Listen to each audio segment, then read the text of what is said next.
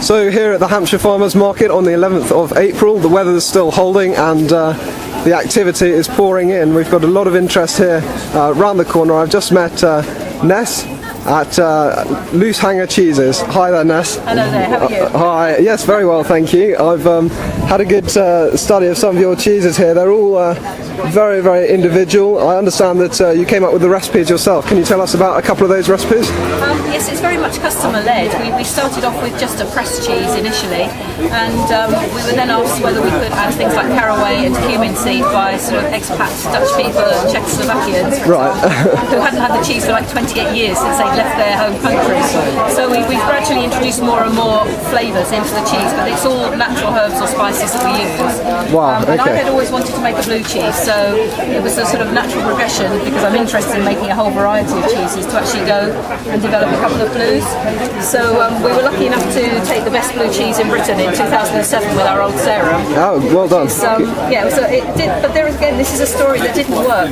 Because Serum is a hill fort near Salisbury, which has 5 rivers coming into it, I was trying to make a blue cheese which had 5 lines of blue coming into it, and as you can see from the picture, we have a blodgy blue cheese. Let's have a look at that. It has there we go. a mind of its own, and there's no way you can control where the blue mould actually grows, even though we tried with a piercing to only introduce this.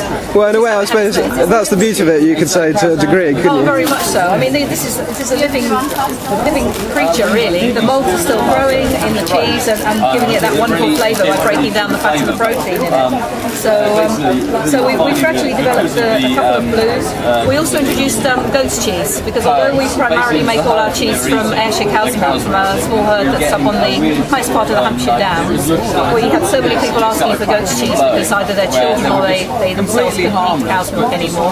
Right. So we buy in about 1,000 litres a week of goat's milk from a friend as well. Gosh, and you said it's quite a long process, a long day in production? Ours is. Maybe I'm just old-fashioned, but absolutely everything is done by hand. Apart from the stirring of the milk when we pasteurise, which takes about 3 hours from beginning to end. We start about 4 in the morning when we put the milk on. And it takes about an hour and a half to heat it, and then another hour and a half to milk. Gosh. We finish cheese making about 6 in the evening, but then you've still got to come back periodically, obviously, to either put cheeses in the press, turn them in the press, or get cheeses out of the brine, because we do all our salting by brining the cheeses. Gosh, fantastic. So that's every day, is it? Pretty much. We always make at least 4 days a week. Occasionally, if we're running low on stock, I'll do 5. And then we spend most weekends at farmers markets or delivering to restaurants. Fantastic. It's a very full life.